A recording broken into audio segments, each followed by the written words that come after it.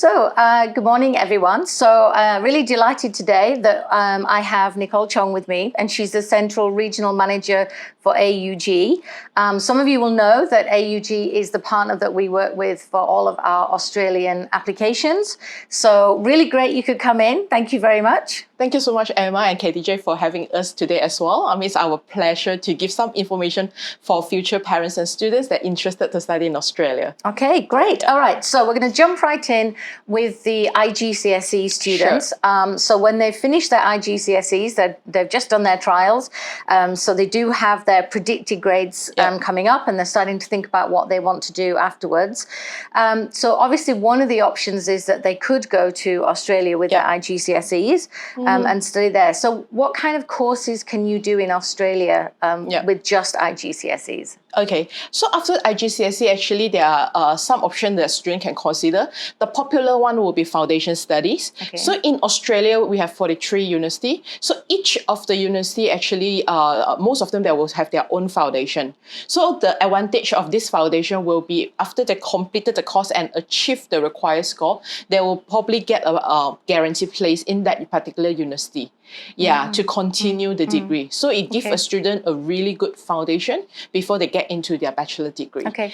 Yeah. And what subjects are the foundation courses in? Okay, it very depends on the university, the pathway colleges, because for example, like Monash University Foundation here, they do subject like math, English, sciences. But I mean, there are also university like RMIT University Foundation. Basically, they will drill into a particular area of study. For example, I mean, for architecture, they will have a foundation in art, design, and architecture. So it depends on which other pathway college they are going to. Yeah. Are these foundation courses broader than the undergraduate ones? No, I would say, I mean, they will provide a fundamental knowledge that the student required, I mean, to go into the bachelor degree. So I wouldn't say it is broader, but it's just that, I mean, each pathway colleges will have a different structure, just like the university do. Yeah. So it really needs some research to be done. Yes, correct. Okay, so we've got to be careful with research. So if the student is not sure what they want to do at their bachelor's undergraduate, how do they pick their foundation course? Foundation generally is for students who know who have an idea what they want to do, and also preferably have an idea which university they want to go to. If they have no idea what they want to do yet, then probably foundation may not be a fantastic choice for them. Probably Australia Year 12 is another consideration they can do it. Yeah, so there are one or two colleges in Australia, actually, they do offer Australia Year 12, that IGCSE, upon completion of IGCSE, they can do this 1 year of Year 12, or in Western Australia, we have a provider called Canning College. They also have a Western Australia University Foundation program, which is a 1 year program that can lead to any of the university in Perth. Okay. So this kind of generic pre-U probably is better option if they have no idea which university they want to go or what course they want to go. Okay, and those courses offer a broader range of subjects? Yes, correct. Okay, correct. All right, great. So we're talking about these students being under 18. Yeah. So as a parent, one big question is, what is the pastoral support like for them? So for under 18 students, basically we have to do welfare arrangement is something that is mandatory for students to go into Australia. So basically there are three options. So option number one will be if a student is under 18, one of the parents can be can apply a student guardian visa to go in together with students. Okay, so that will be two visa involved. So student visa for the student and student guardian visa for the parents. One of the parents can be that, and of course then there will be documentation that need to be provided. And upon the visa grant, then the parents have to fly in together with the student. But of course, one of the criteria will be the parents cannot leave Australia without the students. Yeah. Option number two will be, I mean, if the student have relative in Australia, for example, either the siblings or they have uncle, aunt, in Australia, with a valid visa. So basically, the parents also can nominate this relative to be the student guardian. But of course, there are criteria that need to be fulfilled. For example, like the guardian have to be 21 years old and above. The current guardian visa has to be valid until at least the student turn 18. Okay. Last option, let's say, the parents is not intend to go in with the student, or the student have no relative in Australia. Basically, the university or the college can take care of the welfare. So the welfare will back to the provider. Okay. So in that instance, then basically, there are two things that we need to arrange. Number one will be guardianship. They have to sign up with a approved guardianship company. Okay. And second will be they have to stay in an under 18 approved accommodation. Okay, got it. And with that arranged, then the college or the provider will issue a CAW, which is a confirmation of accommodation and welfare arrangement. Okay. So I'm guessing the supervision is a lot more in those accommodation blocks. Yes, correct. So they have curfew and things like that. Okay. So if the parent's going, does AUG help with the parent's visa as well as the student's visa? So AUG basically, regardless of which option the student is choosing, we are able to assist with all the options. Okay, all right. So so they can find the course, but there are obviously lots of different universities and cities, and Australia's vast, right? So we talk a lot about good match and good fit. Correct. As our applications philosophy. In terms of Australia, how do students get a feel for which university is going to be a good fit for them, their personality type in the city? So basically, there are a lot of factors that be involved when choosing a university. Okay, so number one, of course, it depends on whether the student or the parents have their own preference, which are the university they want to go to. Number one, of course, in Australia, each university have their own strength. So, if the student have a preferred courses, then we will be able to recommend that university that have is very strong in that area for the student. Of course, number three will be depends on the student results, because some university or some provider will have a higher entry requirement, and some will have a slightly, flexible entry requirement. So another consideration will be whether or not the student have any friends or relative in that particular city, because sometimes parents do prefer to send student to somewhere that they have someone they're able to provide support for the student. And and number four, the last but not least, but of course, cost of living. Some parents prefer smaller city, they have a lower cost of living, but some they prefer a bigger city. So these are probably some of the consideration that student will look into. Okay. So in terms of cost of living, I guess in Australia, it would be Melbourne, Sydney would be the most expensive by a long way. How does that differ from somewhere like Brisbane and Adelaide? So as an immigration suggestion, 1 year living cost in Australia now is 24,505 Aussie dollar. But of course, if the student is going to Melbourne and Sydney, then probably they need to prepare at least 26 to 28,000 Aussie dollar. Because generally, the accommodations and also spending in this big city will be higher. But the rest of the city other than Melbourne and Sydney, the suggested living cost should be sufficient to cover. It's not a huge difference between them, is it? Well, I think the biggest difference will be rental. So for example, now in Melbourne and Sydney, a room probably average will go up to about 400 a week. Aussie dollar, and it can go up to 600, 800. Depends how many. Depends on bells and whistles you want in your room. How big is the room, or whether or not they have a studio and things like that. And are the fees the same across all the universities, or do they differ as well? For university fee, yes, they are different. So for the group of it university, basically their fee at the moment they are ranging from the 35,000 to 55,000 Aussie dollar, and most of it is 40 to 55,000 Aussie dollar. Whereas for others university, they are mostly fall between about 25 to 40,000 Aussie dollar. And does it vary according to the course as well? It varies. Yes, correct. correct. I mean, if a student is going for clinical program, for example, like medicine, just take University of Tasmania as an example. I mean, if you're taking medicine in University of Tasmania, it could cost you up to 80,000 Aussie dollar per year. Whereas if you're taking a business program, it might cost you 30,000 Aussie dollar. Okay, Yeah. so the fees bit is vastly different, right? According Yes, to the if you're course. going for clinical program like medicine, dentistry, yeah. Okay, so of course the next question is scholarships. Do you have scholarships? Yeah, so Australia do offer scholarship from pathway means foundation up to bachelor or even master. Okay, so it could be a fixed amount, like for example, like 1,000, 3,000, 5,000, 10,000. It also can be percentage, for example, like either 15%, 25%, 30%, 50%, or 100%. So it's very different, depends on different provider. Okay. Yeah. And are there many of those scholarships? There are many of that scholarship, and majority of the scholarship will be based on academic merit only.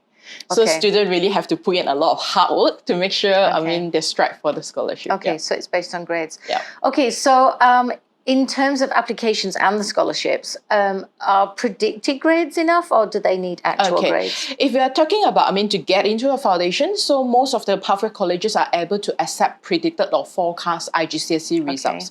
Yeah, and the university also able to award the scholarship based on the predicted or forecast result. But of course, I mean, at the point of application, the student can either apply with the forecast or predicted grades, or after the student getting the final results. Yeah. What happens if an offer and even a scholarship is made on predicted grades and then you don't make those predicted grades? It depends on provider. So many of the providers, eventually students will still have to submit the final result. If let's say the final result doesn't meet the entry requirement, they probably may need to change course. Because for example, I mean, foundation, they have standard foundation, they have extended foundation. So if the grades is too far away, I mean, from the predicted grades, then probably they may need to change to an extended foundation instead. Okay. Yeah. Okay. So it depends on that one. Okay. Yeah. So obviously you just explained that you can apply with predicted or actual. So when really is the best time to do research on all of these and to actually apply and to go as well, right? So to apply, basically when you get the predicted grade, that's the best time to apply. Okay. Yeah, and generally, for example, I mean, our intake for foundation, normally they have two intake. It's either the beginning of the year, either January, February, or mid of the year, I mean, June, July, August, depends on provider.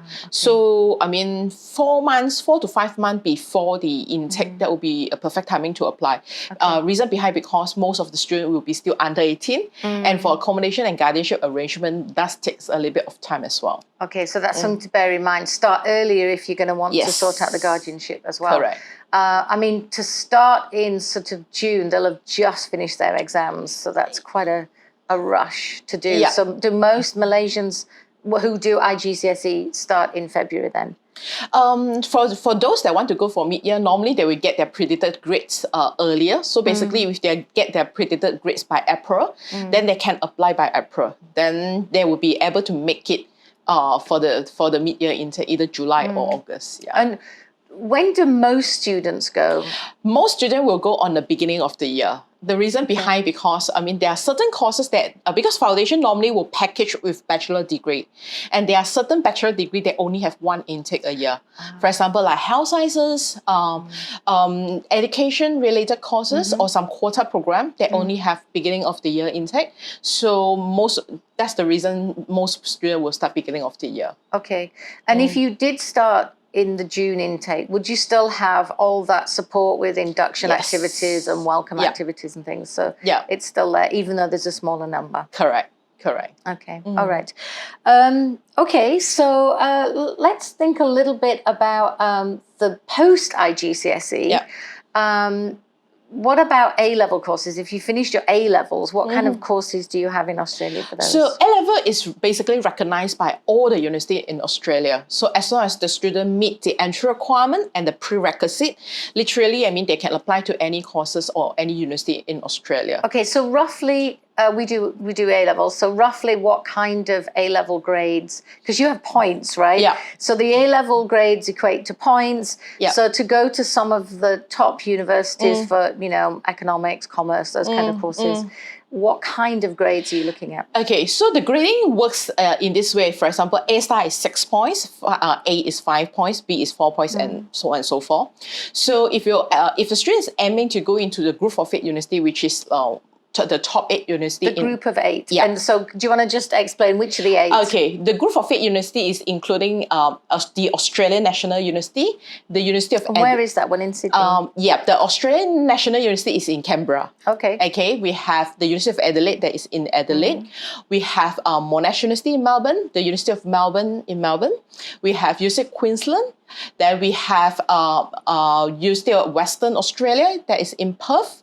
Then we also have University of New South Wales in Sydney and University of Sydney in Sydney. Yeah, Okay. so that's the... so Sydney's got 2. Yeah. So Melbourne's got 2 and Sydney's Melbourne got and 2. Sydney got 2, yeah. Okay, got that. All right, so roughly to get into those 8. Oh, well, I would say it's quite very dependent on courses. I mean, but in general, their entry requirement will be higher compared to a non-group of 8. So, for example, I mean, a business program or Bachelor of Commerce, a minimum probably 12 points, and some like Sydney or UNSW probably looking at 13 or 14. Okay. Yeah. So 12 points is about 3 3 Bs. Bs. Yeah. 3 Bs, A, B, B. Yeah. Okay. This All will right. be the range for commerce. Yeah. Another point requirements higher for different courses? Do they vary? Yeah. If they are looking at, for example, if they want to do an actuarial study in ANU, probably they need 16 points. Yeah. That if they want to do a medicine. So A star, AA. Yeah, like that could be higher. And some courses also, they have additional criteria. For example, like medicine, dentistry. Besides the grades, they also need to do an aptitude test, like ISET or UKNZ, and they also involve interview. Yeah. Okay. And when do they do those admissions tests to be a medic? Each university is a little bit different from UK, whereby they have the UCAT that they only have one deadline, like 15th of October. Australia, each university have their own deadlines. Okay. Yeah, so basically, I mean, if they are keen, they can look first because we were able to advise like which university when is the deadline. So, for example, Monash deadline is they have to sit ISET by May and application by June. But UNSW deadline is by end of November. Yeah. I have to say, one of the reasons why we work so closely with you is when students ask us this, I find it really hard to find that information. Okay. And particularly how I understand the grades equate to points, but trying to find the points that you need for each course, for each university. It's a bit tricky to navigate all of that because each one is different. So if you've got someone to help you, like AUG, it definitely makes things a lot easier. Yeah. Okay, so when they've picked the course and the university that they want to go to, how do they go about applying? For application, for example, for foundation, we just need a predicted IGCSE result. Or if the student would like to apply after the final result is out, and just the IGCSE result will do. And of course, I mean, when for the entrance, the college will assess based on the entry requirement and the English requirement. And most of the time, first language English is accepted to meet the entry the English requirement. So if the student has second language English, do they need IELTS? Most of the college, no, but certain college, they may need to top up either English placement test, by the college. Yeah. Okay, so they will administer that. Yeah. So do they just go to your office with the IGCSE results? They can come. Yeah, they can come to office with the predicted result or the IGCSE result, or they can just email us. Then we can get them through like the remaining of the procedure. Yeah. So there's just an application form. There's no essay, even for undergraduate level. There's no essay. There's no teacher's reference. No. So that's the difference between Australia and UK. We just we do not need any reference letter or personal statement. Yeah, it's purely just result and English. Yeah. Okay. All right. That seems quite simple. And valid passport, how many years does it matter? How many years are left? Not really. So basically, I mean, when submit the application, they can submit their passport. If their validity is shorter than the course duration, they can renew it before the visa application. Okay. All right. So in general, why should students be picking Australia instead of the UK? Oh, well, because, I mean, there are a lot of factors, I mean, why Malaysian students or students are choosing Australia as a study destination. Number one, at the moment, we have about 15,000 Malaysian students are currently studying in Australia. So, is that school and foundation and undergraduate? Yes. It's all of them? Yeah, all of them. Okay. Then 9 of the university out of 43 of them are ranked top 100 in the world this year and in the QS ranking. And of course, we have a few cities has been listed as the most livable city in the world. For example, Melbourne, Adelaide, and so forth. I mean, has been consistently a few years. I mean, that is on the most livable city in the world. And Australia is a very multicultural city. So students don't normally feel homesick based on our experience. And of course, I mean, it's a very, the proximity to Malaysia is also one of the reasons, because compared to Western country like UK and US, Australia are very much nearer. The flying hours is between 5.5 hours to 8 hours, depends on cities. Yeah, and of course, I mean, the academic excellence has been known for Australia education system for years. Yeah, so I think probably these are some of the factors that students have choose Australia as a study destination. And last but not least, we also have post-study work visa, which means that students have the opportunity to work and live in Australia after graduation. Okay. Yeah. So how long is that post-study visa for? Yeah. So, I mean, for students that study a bachelor degree or for minimum 2 years and above, they will be able to apply for a 2 years post-study work visa. Okay. Next, if they are studying outside of Melbourne, Sydney, and Brisbane, means they are studying in a regional city, they will get additional a year. Oh. Plus, if they are studying a course under the extended post-study work visa list, they get additional 2 years. So all in all, they may get up to, 5 to 6 years. Post-study work visa. Yeah. Okay, and what kind of courses are on those extended visas? At the moment, there are courses like, for example, computer science, health sciences, some of the sciences as well. They are inside the, there's a long list. If the student is interested, they can contact us. We are happy to share the list. Yeah. Okay, so the STEM subjects are the ones that they really want. Yes, correct. Okay, great.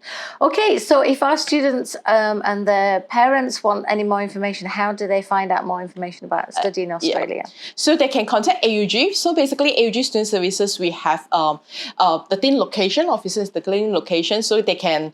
There will be definitely some offices nearby, and they can also visit our AUG website, which is www.augstudy.com, or either WhatsApp us or contact us on our social media, which is AUG Malaysia.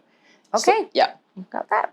All right. Thank you so much, Thank Emma. you so much for coming in and sharing all that information. And I hope you guys all found that helpful, and you're going to start doing your research quite soon. Okay. Thank you. Thank you. Thank Bye. you.